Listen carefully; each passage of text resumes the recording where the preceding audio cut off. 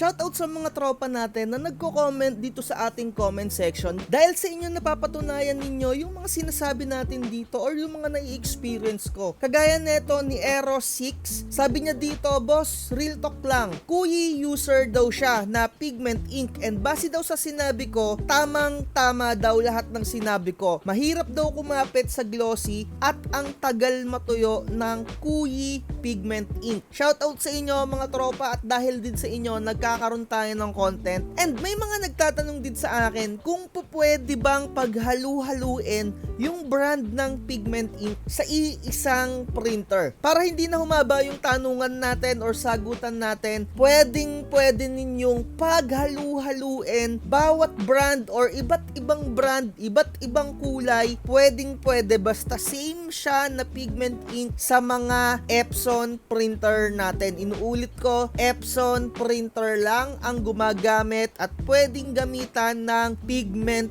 ink. Dahil mga tropa, may mga iba't ibang karakteristik talaga yung mga ink natin. At unang-una, yung mga pigment ink natin, mahirap talaga siya literal dumikit sa mga glossy na mga photo paper. Depende na lang talaga kung meron coating na yung pinaka photo paper ay compatible para sa mga pigment ink. Kahit na mga Canon user mga tropa, ibig ko sabihin yung Canon na mga printer, meron silang printer specification na yung kulay black nila ay pigment ink at yung dye ink nila yung CMY, yung pinaka cyan, magenta and yellow dye ink yon, pero pigment ink yung black. Yung black ay napakahirap din kumapit sa mga glossy. May mga mangilan-ngilan din na nakaka-experience at nag-share ng kanilang mga experience tungkol dyan mga tropa ko. At sinasabi ko nga sa inyo, salamat sa mga nagko-comment dyan. And meron lang din akong isi-share sa inyo, no? Eto nga mga tropa, kung kayo ay gumagamit ng Kuyi at napapangitan kayo sa black ng Kuyi, pwede ninyo yon palitan ng Hansol. Ibig kong sabihin, yung magiging black mo, pwede mo siyang i-drain, palitan mo siya ng Hansol, and magkaaroon ka na ng combination na Hansol yung black, and yung CMY mo, yung cyan, magenta, and yellow mo, pwede mo siyang gawing Kuyi, and meron namang mga gumagamit, yung black nila, ginagawa nilang Kuyi, ibig ko sabihin, yung pigment na Kuyi ay black ang ginagamit nila, and dun sa CMY, Hansol naman ang ginagamit. Napakaraming technique or kayo na lang talaga yung makaka-discover niyan at do it at your own risk talaga. And eto isi-share ko na lang din sa inyo. Alam ko may mga gumagawa na rin neto. Pwede nyo rin tong itry. Pero ako personally, mas gusto ko pa rin talaga yung straight Hansol. Although may mga pros and cons pa rin. Pero anyway, may mga gumagamit na black ang ginagamit nila ay Hansol, yung version 2. At ang ginagamit nila sa cyan, minsan ang ginagamit yung Yasen na pigment ink. Iba-iba mga tropa. And ang ginagamit naman nila na magenta ay Hansol or Inkrite. As in, halo-halo talaga. Kasi mga tropa, yung pigment ink na Kuyi na magenta, sobrang tapang daw ng formulation. Nababasa ko sa mga ibang groups. Kaya ang ginagawa nila, halo-halo, rumble-rumble. And sa yellow, Hansol naman din ang ginagamit. So, ibig sabihin no, apat na kulay, iba-iba yung brand na ginagamit nila. Nasa sa inyo kung ano yung mga madidiscover ninyo na mga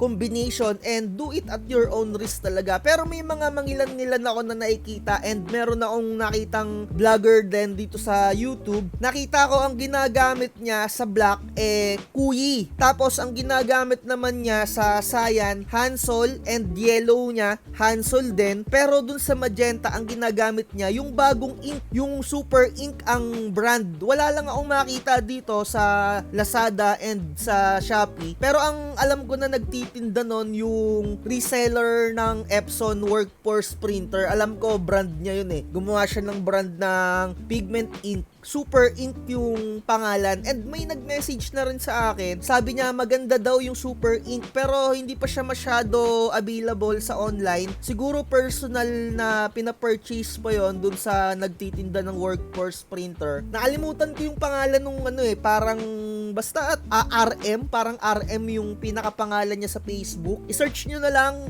super ink. Pero ayun nga, nakita ko sa kanya, nagbablog din siya dito sa YouTube, baka nakita nyo yun. And ginagamit niya Workforce printer. Nakita ko iba-iba talaga yung brand niya bawat ink. And itry nyo rin yon kung yung nasa sa inyo or kung trip ninyo. Pero isi-share ko rin yung mga nakikita ko sa online sa mga ibang group. Ang ginagawa naman nila, handsol yung black dahil maganda yung handsol na black. Kumakapit siya sa glossy kahit papano and mabilis naman din siya matuyo. At yung iba ginagamitan nila ng Inkrite, yung magenta ng Inkrite at yung kulay dilaw ng Inkrite, nagagandahan sila. Pero when it comes naman sa sayan ng Inkrite, pinapalitan naman nila ng kuyi. As in, halo-halo talaga. And pwede yon kasi pare-parehas siya na pigment ink. Kayo na lang yung magdi-discover mga tropa kung saan kayo mapapalagay. Ako kasi mga tropa ko talagang straight handsol yung ginagamit ko. Ayun lang talaga, gusto ko lang i-share sa inyo sa mga nagtatanong, pwedeng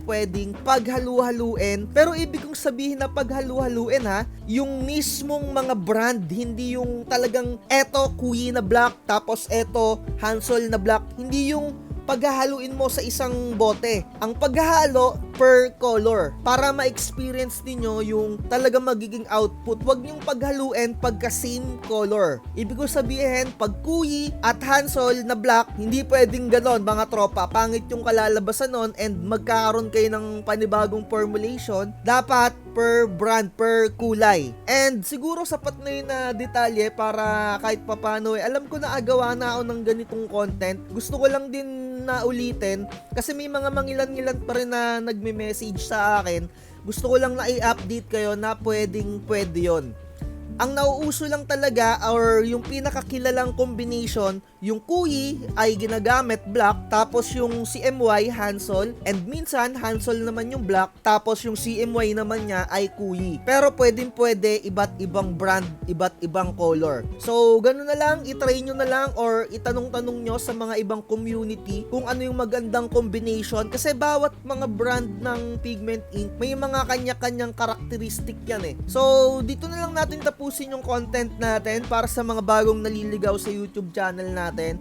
Pwede kayong manood dito and naka-folder by folder or by playlist naman yung mga videos natin dito. Kung meron kayong specific na kailangan, i-search nyo na lang dito and kung gusto nyo ng direktang sagot, pwede tayong magkaroon ng one-on-one tutorial or pwede kayong mag-avail sa akin ng guide para in case meron kayong mga kailangan hindi na kayo mahihirapan pang magtanong. Pero syempre kahit papano meron lang tayong talent fee doon. Sa ngayon meron na akong 4 na tinuturuan, hanggang 10 lang yung kukunin ko para syempre hindi tayo maging crowded. Again, message na lang kayo sa ating Facebook page kung gusto nyo mag-avail ng mga templates or mga application na pang printing business. Dito na lang, like, share, and subscribe.